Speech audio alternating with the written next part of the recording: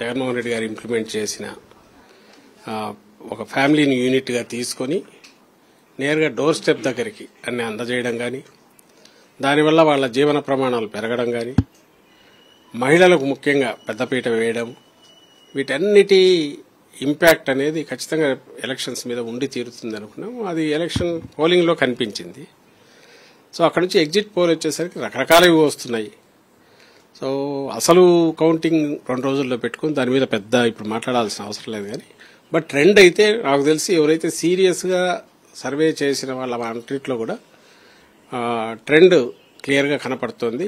ఏదైతే మేము ఎక్స్పెక్ట్ చేశామో అంటే ఉమెన్ ఓటింగ్ పర్సంటేజ్ ఎక్కువ ఉండడము, అందులో మాకు పాజిటివ్ ఉంది అనడం, ఇవన్నీ కూడా బాగా కనపడుతున్నాయి. అయితే దీనికంటే ఇంకా మెరుగ్గా ఉంటాయని ఎందుకు అనుకుంటున్నామంటే మాకు ఓటు వేసిన వాళ్ళతో సైలెంట్ ఓటు అది ఎక్కువగా, అది అర్బన్ కావచ్చు, రూరల్ కావచ్చు. అందువల్ల సైలెంట్ ఓటు కాబట్టి ఈ పోల్స్లో అంత ఎక్స్ప్రెస్ అయి ఉండకపోవచ్చు, రిఫ్లెక్ట్ అయి ఉండకపోవచ్చు. నిజంగా వాళ్ళు సీరియస్గా చేసి ఉంటే అవన్నీ రేపు కౌంటింగ్లో వచ్చేస్తాయి. ఇంకా బెటర్ రిజల్ట్స్ ఉంటాయని అనుకుంటున్నాం. అంటే అన్ని సంస్థలు కూడా మహిళలకు సంబంధించి ఎక్కువ మీ పార్టీకి అనుకూలంగా, టీడీపీకి పురుషులు అనుకూలంగా ఉన్నారనేది కూడా తెలుస్తుంది. ఎందుకు మహిళలు ఎక్కువ మీ పార్టీకి అనుకూలంగా ఉన్నారు? మహిళలు అంటే కుటుంబం మొత్తం ఉంటుందని నేను అనుకుంటున్నా. ఎక్కడో కొన్ని చోట్ల మాత్రమే మహిళ ఒక రకంగా, పురుషుడు ఒక రకంగా వేసి ఉండొచ్చాము. కానీ మహిళలు అనేసరికి కుటుంబం మొత్తం ఉంటుందని మేము అనుకుంటున్నాము. ఎందుకు ఎక్కువగా ఉంటుందంటే మహిళలకు సంబంధించి వేసిన కుటుంబం ఒక సెంటర్గా, యూనిట్గా అనుకుంటే అందులో మహిళకు ప్రధాన పాత్ర ఇచ్చి ఆమెకే అన్ని కట్టబెట్టడము, బెనిఫిట్స్ అన్ని దయచేసి చేరడము, వీటన్నిటి వల్ల ఆ ఓనర్షిప్ ఒక హక్కులాగా తను ఫ్యామిలీ గురించి కేర్ తీసుకోవడానికి అవసరమైన ఆర్థిక వెసులుబాటు బాగా వచ్చింది మహిళలకు. సో దానివల్ల స్థిరత్వం వచ్చింది, వాళ్ళ ఆత్మగౌరవం పెరిగింది. పిల్లల చదువులు అయితేమి, వైద్యం అయితేమి, కుటుంబానికి సంబంధించిన వ్యవహారాలు అయితేమి అన్నిటి చూసుకోగలిగారు. ఇంటి పట్టా వాళ్ళకే వచ్చింది. ఇవన్నీ వచ్చినప్పుడు సహజంగానే ఈయన జగన్మోహన్ రెడ్డి గారు ఉంటేనే ఇవి వస్తాయి అనే నమ్మకం కుదిరింది. కాబట్టి ఈ 5 yearsలో నేను తేడా చూపాను కాబట్టి వాళ్ళు ఎక్కువ చొరవ చూపారని అనిపిస్తుంది. వాళ్ళు వచ్చారంటే సహజంగా కుటుంబాలు కూడా మెజారిటీ వచ్చి ఉంటాయని అనుకుంటున్నాం మేము. అనుకోవడం చంద్రబాబు, పవన్ కళ్యాణ్ లాంటి వ్యక్తుల్ని ఓడించి తీరుతామని గతంలో కూడా మీరు సవాల్ చేశారు మీ పార్టీ. కానీ ఇప్పుడు ఈ సర్వేలో మాత్రం వాళ్ళు గెలుస్తున్నట్టు చెప్తున్న పరిస్థితి. మేము ఇంతవరకు ఎప్పుడు ఫలానా వాళ్ళని వీళ్ళని ఓడిస్తామనలే. మాకు పాజిటివ్ మా ప్రచారం అంతా మీరు గమనిస్తే తొలి నుంచి ఈవెన్ మొన్నటి ప్రచారంలో కూడా జగన్మోహన్ రెడ్డి గారు 5 ఏళ్లలో ఏం చేశామో చెప్పారు. ఎప్పుడైతే చంద్రబాబు నాయుడు గారు అసాధ్యమైన హామీలు ఇచ్చారో 6 points ఏవో చెప్పిన తర్వాత వాళ్ళు 14లో ఎట్లా మోసం చేశారో చూడండి, ఇదే కూటమి అనేది గుర్తు చేశారు తప్ప ఏదో పంతానికి వీళ్ళని ఓడిస్తాం వాళ్ళని ఓడిస్తాం మేమన్నా. అది వాళ్ళన్నారు. బూతులు తిట్టడము, నోటికి వచ్చినట్టు మాట్లాడడము, జగన్మోహన్ రెడ్డి అంతు చూస్తామనడము, మేము అధికారంలోకి వచ్చేసామని విర్రవీగడము, ఇలాంటివన్నీ అటువైపు క్యాంప్ చేశారు తప్ప అందుకోసం సొంతంగా పోటీ చేయలేని పరిస్థితిలో కూడా వాళ్ళు బింకాలు పలికినారు, బీరాలు పలికినారు. అన్ని శక్తులను ఏకం చేసుకుని వాళ్ళు వచ్చారు తప్ప మా పార్టీ కానీ మా నాయకుడు జగన్మోహన్ రెడ్డి గారు కానీ ఎప్పుడు పాజిటివ్ అజెండా తప్ప వాళ్ళ ద్వేషం, హేట్ ప్రచారం చేయడము, హేట్ స్పీచెస్ ఇవ్వడము ఎక్కడా జరగల. వాళ్ళు అంటున్న దాని మీద ఎక్కడైనా రియాక్ట్ అయితే అయి ఉండొచ్చు తప్ప మా అంతటా మేము చేయలేదు. ఎందుకంటే మాది మేము చెప్పుకోవడానికే పాజిటివ్ అజెండా ఎక్కువ ఉన్నప్పుడు ఇంకోటి తిడుతూ మేమెందుకు కూర్చుంటాం? ఆ పాజిటివ్ అజెండా బాగా పనిచేసి ఉంటుంది అని అనుకుంటున్నాము. ఇప్పుడు వస్తున్న ట్రెండ్ అయితే సూచిస్తున్నాయి. బహుశా సైలెంట్ ఓట్ ఎక్కువ ఉంటుంది కాబట్టి వాళ్ళు దీంట్లో అంత ఎక్స్ప్రెస్ కాకపోయి ఉండొచ్చేమో అనుకుంటున్నాం. రేపు రిజల్ట్స్ లో మెరుగైన ఫలితాలు అవి కనపడతాయని అనుకుంటున్నాం. సార్, మొన్న కౌంటింగ్ ఏజెంట్లు కూడా మీరు కొన్ని గైడ్ లైన్స్ ఇచ్చారు. మనం ఏం చేయాలి, మన రోల్ ఏంటనేది మీరు చెప్పే ప్రయత్నం చేశారు. కానీ సజ్జల ఇవన్నీ కూడా ప్రొవోక్ చేస్తా ఉన్నారు. ఓడిపోతున్న భయంతో ఈ విధమైన చేస్తారని చెప్పారు. మీ పైన క్రిమినల్ కేసు కూడా నమ్మదు. దీన్ని ఎలా చూస్తారు? మరి అట్లయితే చంద్రబాబు మీద ఏ కేసు పెట్టాలన్నా, ఆయనకి ఏ శిక్ష వేయాలా? 19లో మీరు అందరూ చూశారు, మీ మీడియాలోనే వచ్చింది. నేరుగా ఈసీ సీఈఓ మీదికే దండయాత్రలాగా పోయినాడు. ఆయన వైపు తర్జన చూపించి బెదిరించాడు. ఇంకా ఆ తర్వాత ఈవీఎంలన్నీ మోసం చేస్తున్నాయని క్యాంపెయినే నడిపారు.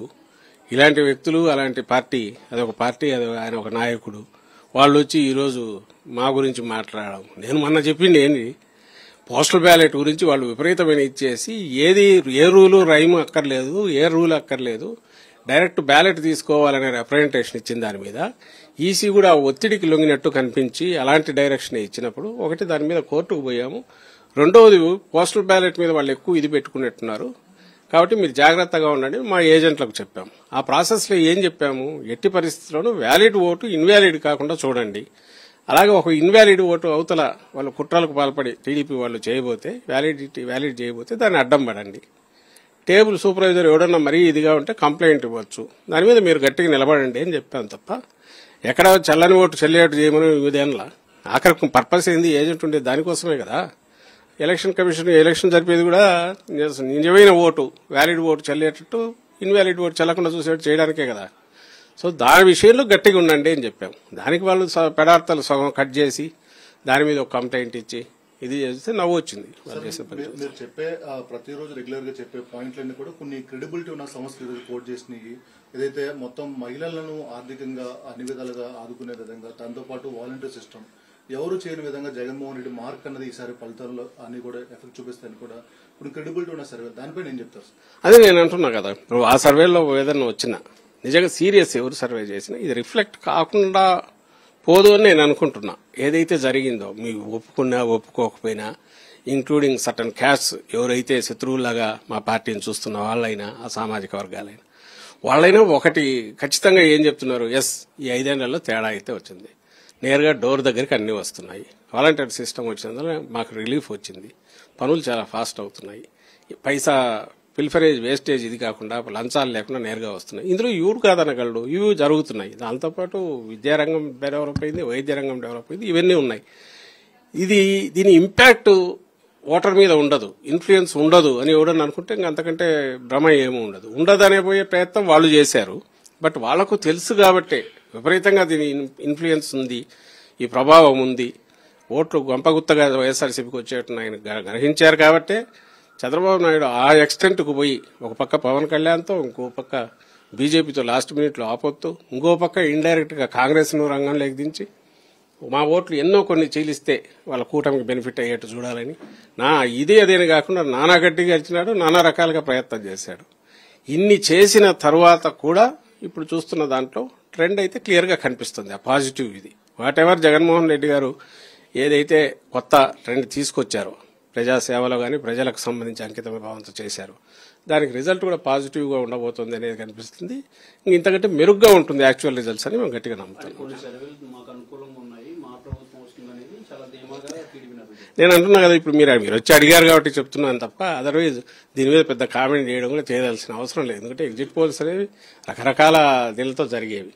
ఎన్ని శాంపుల్స్ తీసుకున్నారని బట్టి సీరియస్ గా చేసిన వాళ్ళకు కూడా అందులో ఇప్పుడు ఎలక్షన్ రిగ్గింగ్ సంగతి ఏమో ఎగ్జిట్ పోల్ రిగ్గింగ్ కూడా జరుగుతుంది. ఈ మధ్య ఒక 20 days 30 days గా చూస్తే సెంట్రల్లో ఉన్న పార్టీ బీజేపీ వాళ్ళు ఆల్రెడీ నార్త్ లో తగ్గుతున్నాయి, సౌత్ లో పెరిగినట్టు చూపాలనేది ఇటువైపు ప్రతి చోట లెక్కలు వేసుకుంటున్నారు. అందులో భాగంగా ఏపీలో కూడా వాళ్ళు ఇష్టం వచ్చిన లెక్కలేసి ఎంపీలు చెప్తున్నారు. మీకు తెలుసు, మాకు తెలుసు, నిజంగా అన్ని ఎంపీలు వచ్చే అవకాశం ఉంటే ఎమ్మెల్యేలు కూడా వాళ్ళకే రావాలి. ఇప్పుడు అది తీసుకుని ఎమ్మెల్యేలు కూడా మాకు వస్తాయని కొన్ని సంస్థలతో చెప్పిస్తున్నారు. సో మేమంటున్నది ఏంటంటే మా దానికి సంబంధించి ఎవరైనా చేసి ఉంటే రీజన్ ఇది చెప్తున్నారు. ఇదో మహిళల ఓటు పర్సంటేజ్ పెరిగింది, పురుషుల ఓటు వాళ్లకు అన్ని మాకే వచ్చినాయని అట్లా చెప్పేవాళ్ళు కూడా పురుషుల ఓట్లు వాళ్ళకు కొంత ఎక్కువ వచ్చిందని చెప్తున్నారు. ఈ వ్యాలిడ్ రీజన్ సబ్స్టాన్షియేట్ చేసేంత ఈ 5 ఏళ్లలో జరిగినవి కూడా మనకు కనపడుతున్నాయి. కాబట్టి వీటన్నిటిని బట్టి చూస్తే నేను అంతకుముందు అన్నట్టు ట్రెండ్ పాజిటివ్ మాకు కనపడుతుంది. ఇంకా మిగిలిన వాటికి సంబంధించి ఏమైనా ఎక్స్ప్లెనేషన్ ఇస్తే వాళ్ళు ఇవ్వాలి. లేదు ఈ 2 రోజుల పాటు వాళ్ళంతటా వాళ్ళు 130, 140 వేసుకుని దానివల్ల ఆనందం పొందితే పొందనివ్వండి. దాని గురించి మేము కామెంట్ చేయదలుచుకోవాలి. పోస్టల్ బ్యాలెట్ వ్యవహారానికి సంబంధించి ఇంతకుముందే కోర్టు తీర్పిచ్చింది, మీరు వేసిన పిటిషన్ తోసిపుచ్చింది. సో దీని మీద సుప్రీంకోర్టుకు వెళ్తున్నాం. ఎందుకంటే మీరు గమనిస్తే నేను దీని మీద చెప్పాలి కూడా, జూలై 2023 లాస్ట్ ఇయరే ఒక గైడ్ లైన్స్ ఇచ్చారు. అందులో క్లియర్ గా ఉంది పోస్టల్ బ్యాలెట్ దేన్ని కన్సిడర్ చేయొచ్చు అనే దాంట్లో డిక్లరేషన్ లో అటెస్టింగ్ ఆఫీసర్ సంతకము ప్లస్ సీల్ లేకపోతే కనీసం డీటెయిల్స్ అన్నా రాయాలి అని ఉంది. అది లేకుండా గుర్తుపట్టలేరు. ఎవరు సంతకమైనా చేసి నా సంతకం మీ సంతకం చేసి కూడా గెజిట్ ఆఫీసర్ అనొచ్చు. అలాంటి అంత క్లియర్ గైడ్ లైన్స్ లో ఉన్నది. ఇప్పుడు పోలింగ్ అయిపోయిన తర్వాత మధ్యలో అది అవసరం లేదని ఒక 4 లైన్ల లెటర్ ఈసీ నుంచి వచ్చింది. ఇంకా అంతకంటే బ్లాటెంట్ వయోలేషన్ ఏదైనా ఉంటుందా? తను చేసిన రూల్ను పోనీ దాన్ని సూపర్సీడ్ చేస్తున్నాము, ఈ కారణాల వల్ల చేస్తున్నాము, అది ఆల్ ఇండియా అప్లికేషన్ కాదు. ఇక్కడ సీఈఓ రాస్తాడు, క్లారిఫికేషన్ అని వాళ్ళు ఇస్తారు, దాన్ని బేస్ చేసుకుని సీఈఓ కిందికి పంపుతాడు. ఇంతకంటే బ్లాటెంట్ వయోలేషన్ వాళ్ళు పెట్టుకున్న గైడ్ లైన్స్, వాళ్ళు పెట్టుకున్న రూల్స్ వైలేట్ చేయడం అంటే ఏదో మాలిఫైడ్ ఇంటెన్షన్ లేకుండా ఎందుకు చేస్తున్నారంటే పోస్టల్ బ్యాలెట్ మీద వాళ్ళు ఏదో హోప్స్ పెట్టుకున్నారు, అన్ని వాళ్ళకు వస్తాయని. అది ఓ భ్రమే.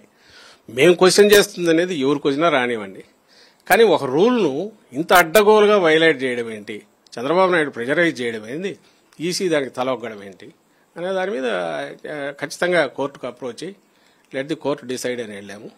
ఇక్కడ వాళ్ళు హెజిటేటెడ్, దాని మీద పోలే, అందువల్ల సుప్రీంకోర్టుకు పోదాం అనుకుంటున్నాం. దాని మీద ఆలోచిస్తాం, సుప్రీంకోర్టుకు పోయి ఆలోచన చేస్తున్నాం.